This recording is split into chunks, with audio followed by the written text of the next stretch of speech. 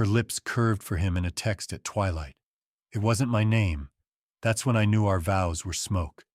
If this story stirred something in your heart, give it a like, share your thoughts below, and subscribe to Revenge Forge, where every story reminds us that pain can lead to power. I'm Clint Marston, a 38-year-old real estate developer in Charlotte, North Carolina. Life was a blueprint executed to perfection's solid, vivid mind.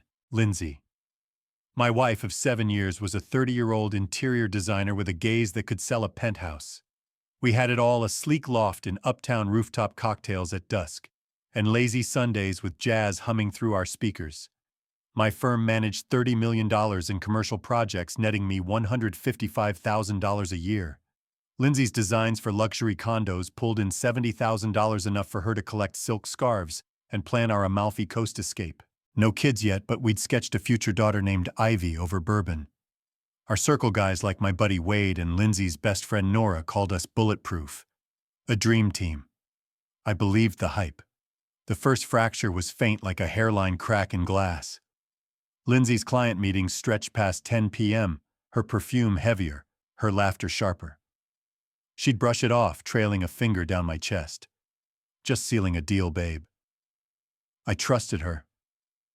She was my Lindsay, radiant, faithful mine, but trust is a tightrope.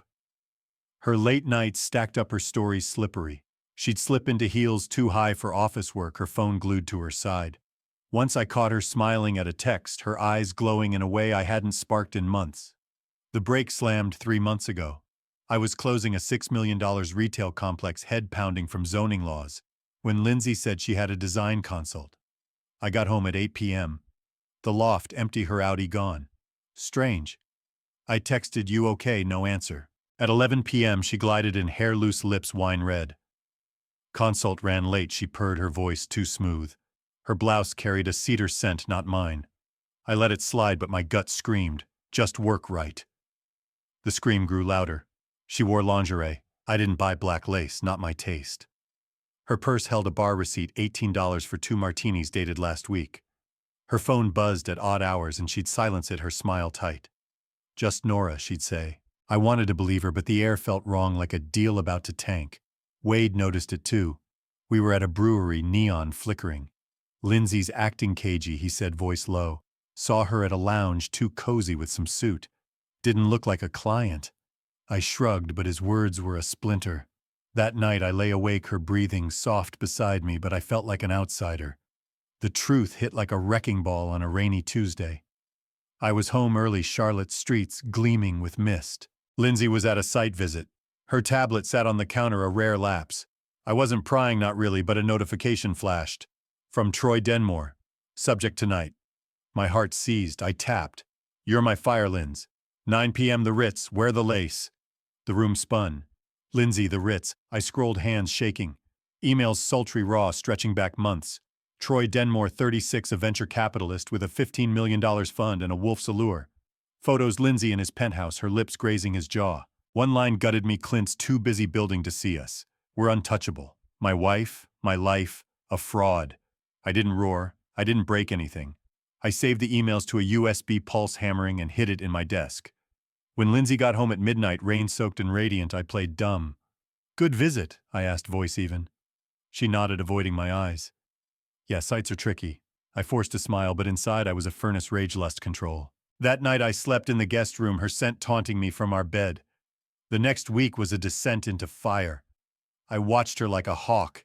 Every glance, every text, every late consult was a blade. I dug into Troy. His LinkedIn screamed power-polished, cutthroat, the kind who'd charm a boardroom and steal your soul. I checked her bank app, $3,500 in transfers to an account I didn't know, labeled consulting. Hers, his, it burned. Wade urged action. We met at a steakhouse, smoke curling from our plates. "Call her out, Clint," he said. "You're eating yourself alive." I shook my head. "Not without a kill shot." He grinned, respecting the hunt. I remembered Lindsay's old laptop stashed in a closet. She'd used it for designs last year, synced to her cloud. If I was lucky, it might hold more. Late that night, while she was at a pitch, I booted it up. No lock, sloppy. Her cloud loaded, and there it was, a folder labeled Inspiration. Not mood boards, Photos of her and Troy at a vineyard, a rooftop bar, his hand on her hip. Captions, "You're my thrill." Her emails to him, "I'm in deep Troy, but Clint's too grounded. I'm torn. Grounded." The word stung. I found a bank transfer, $4,000 to Troy, labeled Design Prep. My hands shook, but I copied everything. Rage didn't blind me. It honed me. I started tracking her. Not proud, but I needed answers. One evening, I followed her client dinner in Wade's SUV. She parked at the Ritz, a gilded hotel with velvet allure. Through the window, I saw her with Troy, his fingers tracing her wrist, her laugh slicing me. I snapped photos, my phone steady despite my trembling core. I wanted to charge in, but I held back. This was chess, not war. The first twist came like a thunderclap. I was at the firm securing a $7 million office tower when my coworker Harper knocked. "Clint, someone's here. Personal." I frowned. "Who?" She paused. "Nora. Lindsay's friend." My stomach dropped. Nora. I met her in the break room, her face tense. "Clint, I'm sorry," she whispered, handing me a flash drive. I overheard Lindsay and Troy at her studio. I recorded it. I took it jaw tight. "Why now?" She looked away. "Because she's planning to cut you out of her business. She told Troy yesterday." I drove to a lot, rain pounding, and plugged in the drive. The audio was clear, Lindsay and Troy in her studio, her voice soft. "Once my firm scales, I'm gone. Clint won't see it coming." Troy chuckled.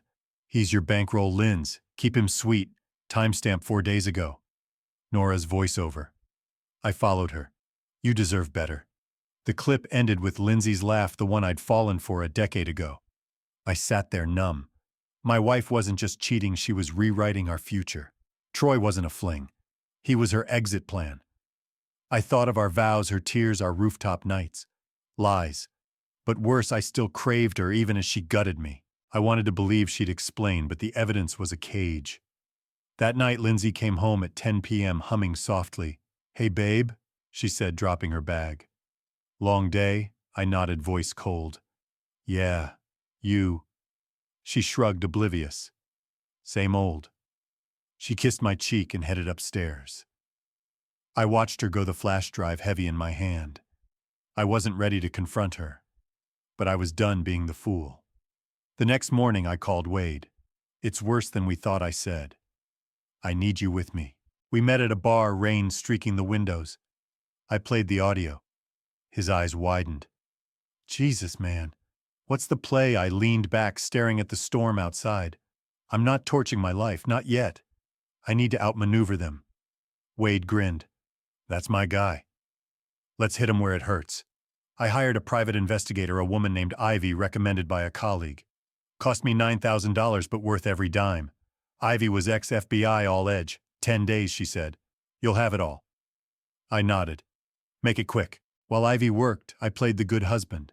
I cooked Lindsay's favorite shrimp tacos, asked about her designs, even planned a weekend hike. She ate it up, her smiles brighter than ever. But I saw the cracks. Her phone always closed, her client calls taken in the bathroom. Once I heard her whisper, "Not now, he's here." My blood boiled, but I stayed cool. Ivy delivered in 7 days. We met at a cafe, neon buzzing. "Your wife's tangled," she said, handing me a folder. Photos, Lindsay entering Troy's penthouse, their shadows in a window. Phone logs, 120 texts in a week. A bank transfer, $5,000 from her account to his, labeled project fee, and a gut punch, an email from Troy to Lindsay hacked from his account. "I'm closing a $11 million deal. Ditch him. We'll start fresh in Miami." Miami. The word hit like a brick. She was planning to vanish. I thanked Ivy, my voice steady, but inside I was a wreck. I drove home, the folder burning a hole in my bag. Lindsay was out, another consult. I sat in the dark, photos spread across the table. Her smile, once my home, now a dagger. I wanted to hate her, but all I felt was hunger for her, for truth, for vengeance. My firm was hosting a real estate gala in a week, a high-profile event with 250 investors, including Troy's venture group. Perfect. I'd turn their stage into my reckoning. I called Nora. "You're invited to the gala," I said. "Bring your audio." She hesitated. "Clint, this could destroy her." I smirked. "She destroyed us." Next, I roped in Wade. "You're my backup," I told him. Stay sharp. He clapped my shoulder. Let's make 'em choke, brother. The gala loomed and I played my part. Lindsay was thrilled, picking a crimson dress that hugged her curves like a sin. I complimented her, my smile a mask. She had no idea what was coming. Neither did Troy. But I did, and that was enough. The gala was my war zone and I was primed for slaughter. Charlotte's ballroom blazed with 250 investors, developers, and corporate titans, their egos clashing under crystal chandeliers.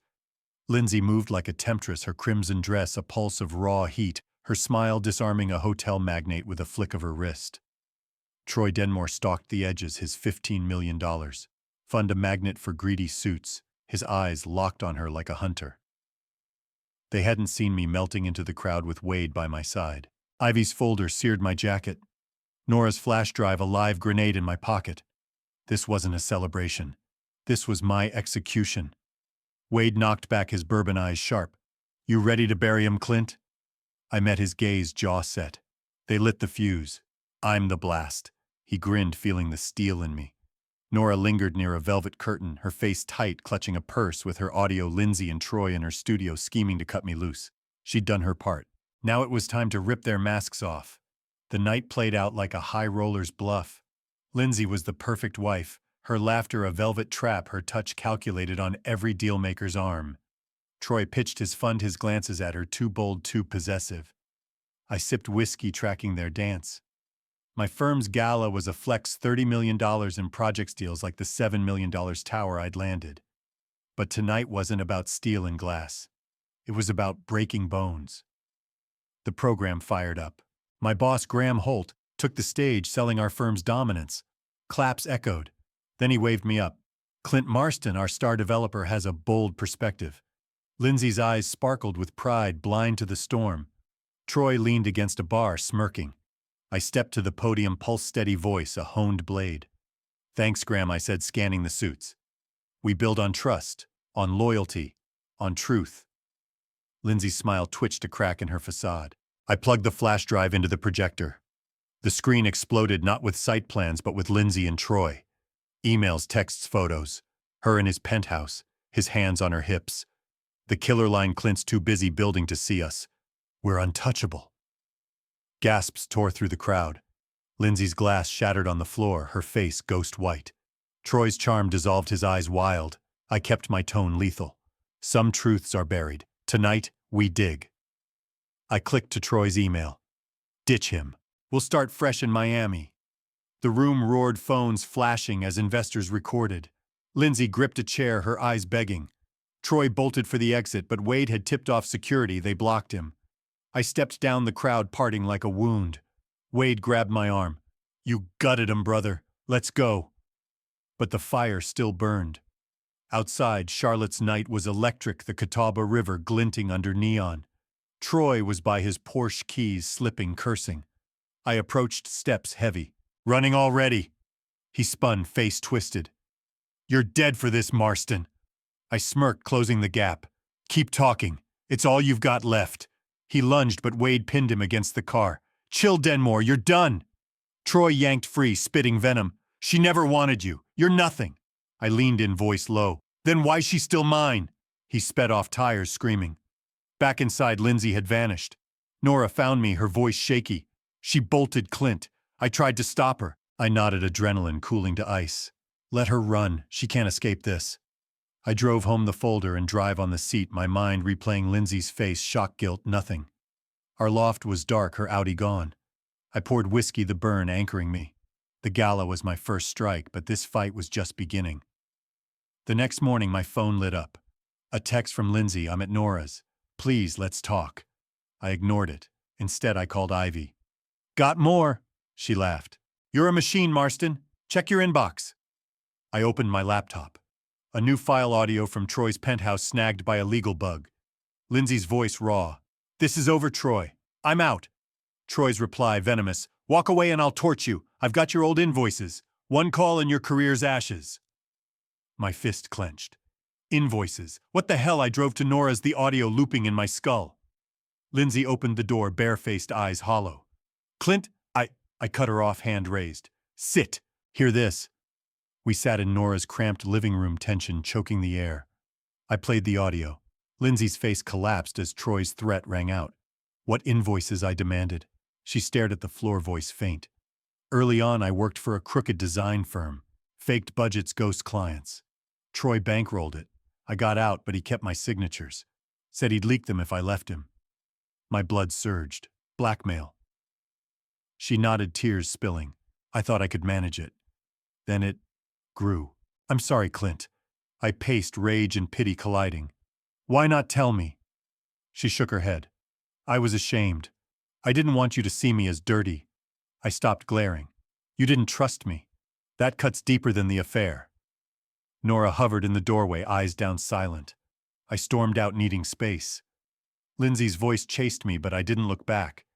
In my car, I gripped the wheel, mind ablaze. Blackmail, crooked firms. It felt like a Reddit story's fever dream, too raw for my reality. But Lindsay's fear was undeniable. So was Troy's grip. I needed more than her sobs. I needed a chokehold. I met Ivy at a dive bar, neon buzzing. Denmore's filthier than you think, she said, sliding me a folder. That firm's still running. He's siphoning $10 million through fake design contracts, using Lindsay's old signatures to dodge audits. I flipped through bank logs, forged invoices, emails tying Troy to the scam. If it leaked, Lindsay could face charges. Why keep her in it? I asked. Ivy sipped her beer. Control. She's his armor. If she talks, he's done. If she stays, he's golden. I leaned back, mind racing. Troy wasn't just a lover, he was a criminal mastermind. And Lindsay, despite her betrayal, was his captive. I despised her lies, but I saw her chains. Guilt is a cruel cage. I drove to the office, the folder heavy. Tessa, my coworker, was there reviewing plans. You look like hell, she said, half grinning. I handed her the folder. Vet this. Tell me it holds. She scanned it, eyes narrowing. It's solid. Troy's screwed if this drops. The first twist hit like a sledgehammer. Tessa called it 2 a.m. voice sharp servers compromised. Someone flagged your $7 million tower as fraud, your name's on it. I raced to the office, Charlotte streets silent. Tessa pulled up the logs, an IP tied to Troy's fund. He wasn't just after Lindsay, he was gunning for my career. If it stuck, I'd be canned, maybe sued. Tessa's eyes burned. He's playing dirty, Clint. What's the move? I smirked, blood pumping. We play filthier. I called Ivy. Rip into Troy's accounts, all of it. She chuckled. Your tab's a saga, Marston. I didn't flinch. This was survival.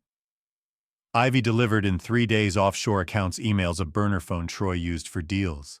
Enough to crush him. But I needed a spectacle. Wade had a lead. Troy's keynoting a venture capital expo next week, he said. Big players live stream. Your arena. I nodded. Let's make it bleed. I spent days building my case. Tessa linked Troy's scams to our server logs, crafting a watertight dossier. Nora kept Lindsay out of the loop. She was brittle, drowning in regret. I didn't want her in my plans, not yet. The expo was my chance to end Troy, not just for me, but for every soul he'd burned. The second twist struck like lightning. Nora called, voice trembling. Clint, there's more on Troy. He's not just a financier. I gripped the phone. What's that mean? She swallowed. He's my ex-husband. We split 6 years ago. He's been chasing Lindsay since I brought her to a fundraiser. My stomach dropped. Ex-husband Troy wasn't a random lover. He was a vengeful shadow using Lindsay to rewrite his past. I hung up, head spinning. This wasn't just infidelity. It was obsession. I kept it from Lindsay. Instead, I dug deeper. Ivy cracked Troy's old personal email, $300 for a dark web contact, unearthing messages from years ago. Troy fixating on Lindsay's fire, furious when she picked me. It explained the blackmail, the ferocity, the Miami plan. He didn't just want her. He wanted my life in ruins. The third twist hit like a bomb.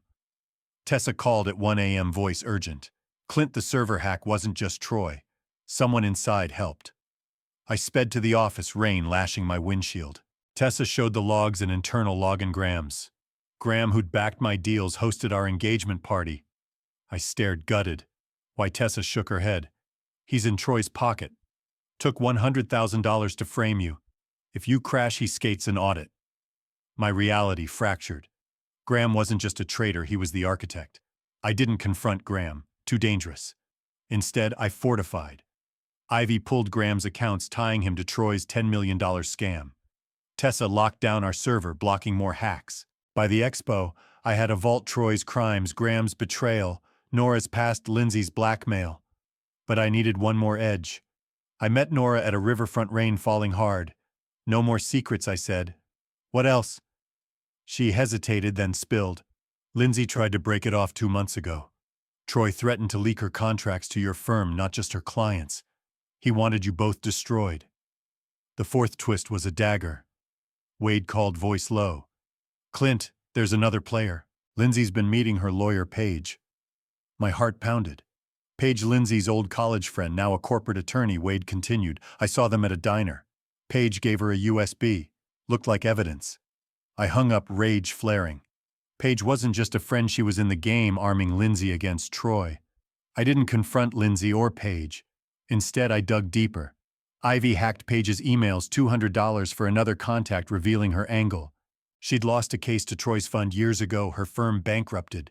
Emails to Lindsay. He's a parasite. Use this to end him. Paige wasn't just helping, she was wielding Lindsay as a weapon for her own revenge. This wasn't an affair, it was a battlefield, and I was the target. The expo loomed, and I played my part. Lindsay sensed a shift, her eyes probing, but I gave nothing away. She was cornered, and Troy didn't know I held the cards.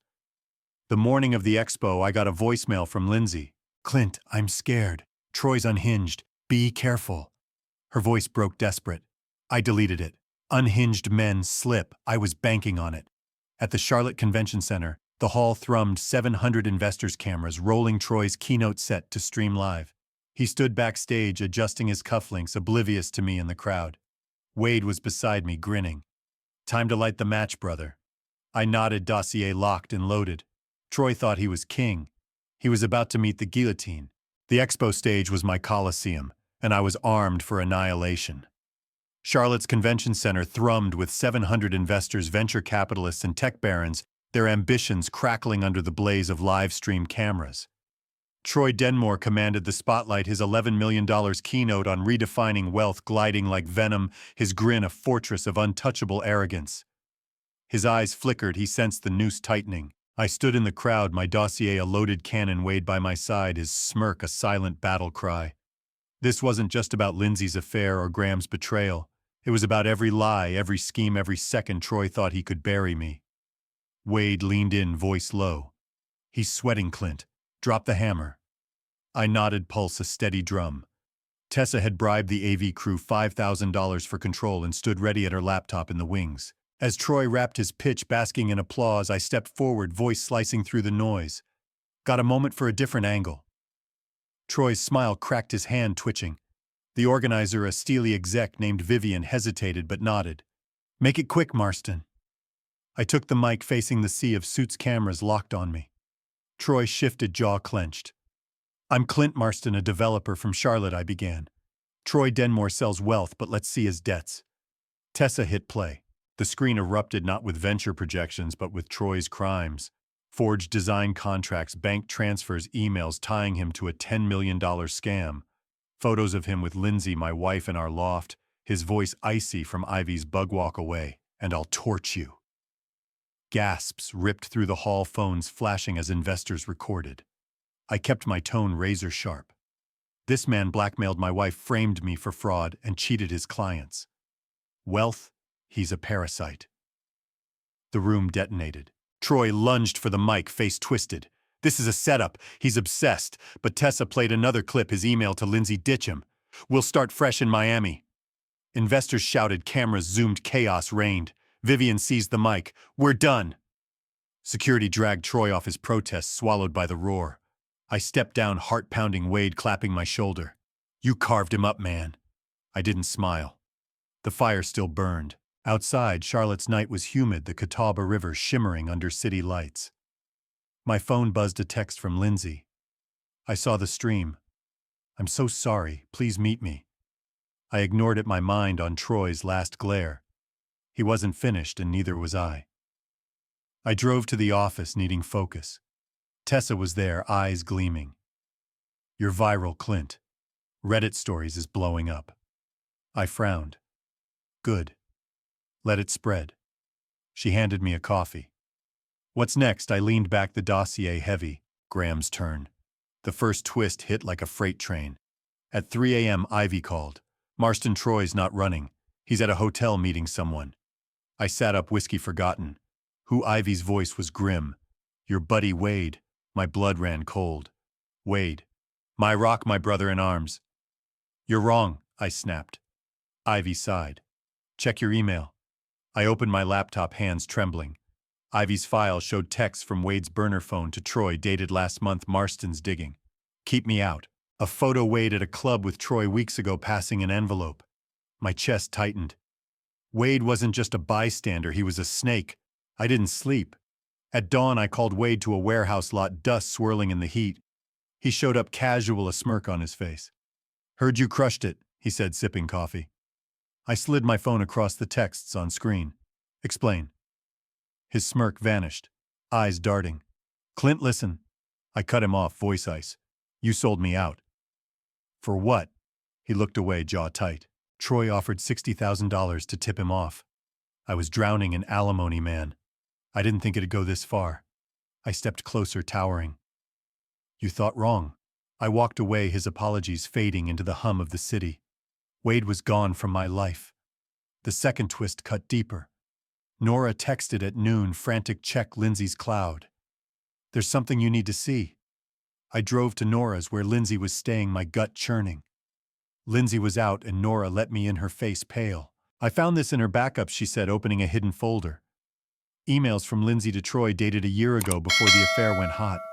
I'm lonely, Clint's always working, you make me feel alive.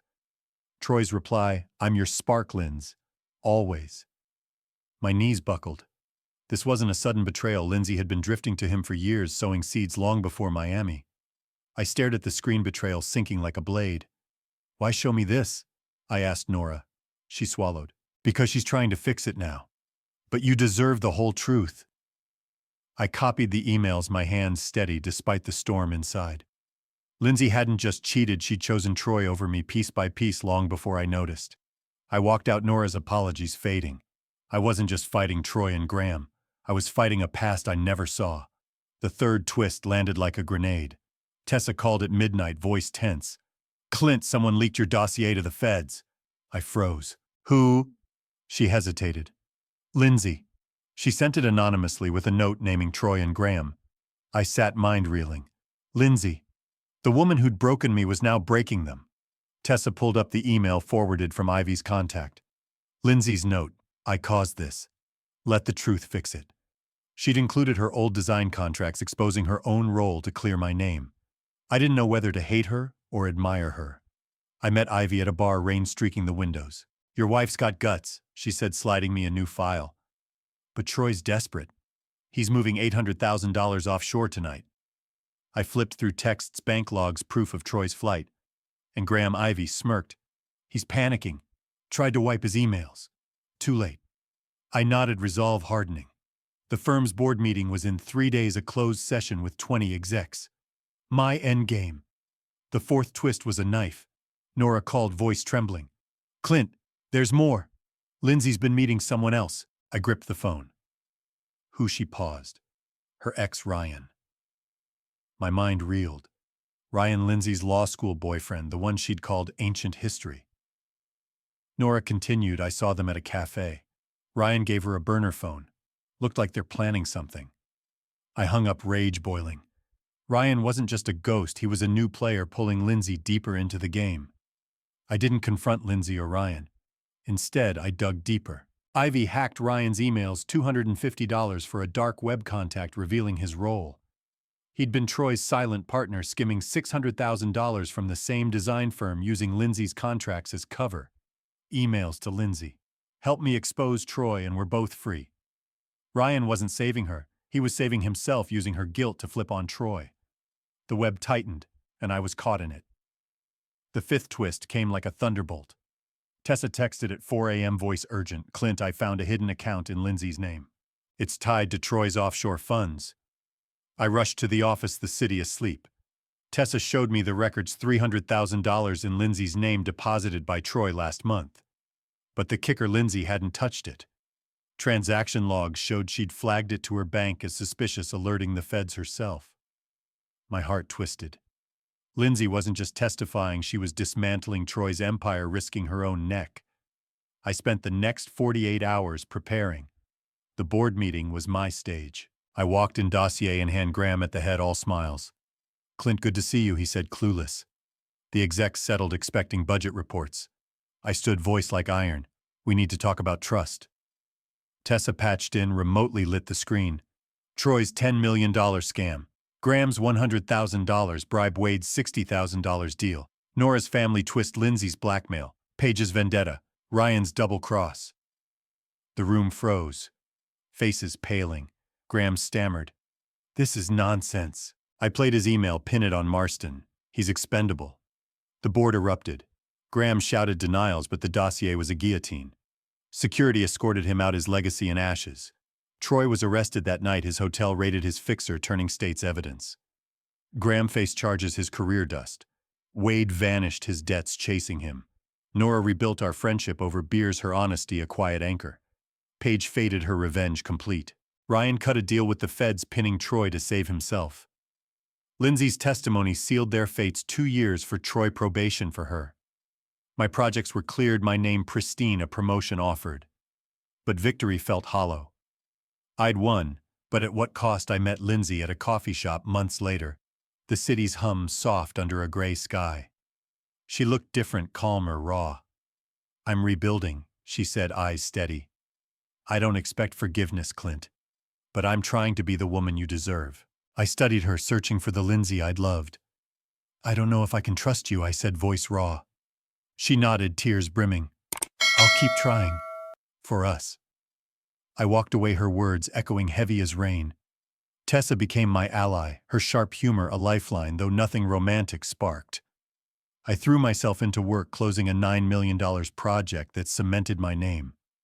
At night, I'd sit by the river, whiskey in hand, replaying Lindsay's smile, Wade's loyalty, Graham's guidance. Was I right to expose them so brutally, to torch our world for justice? Or did I lose something greater, chasing truth over love? Months later, I saw Lindsay at a jazz bar alone, sipping a martini. She looked like herself again, strong, real. She caught my eye, offered a small nod. I didn't approach, but I didn't turn away. Nora said Lindsay was volunteering her business, transparent now. I kept forging ahead, scars and all. The pain shaped me, but it didn't define me. I'm still standing, still fighting. What would you have done? Would you have burned it all down or walked away? Can trust be rebuilt after a betrayal this deep? Or is it better to let it go and find something new? You're here because this story meant something. Don't scroll away without leaving a like, a thought, and your subscription. Revenge Forge is where real stories find their voice, and yours.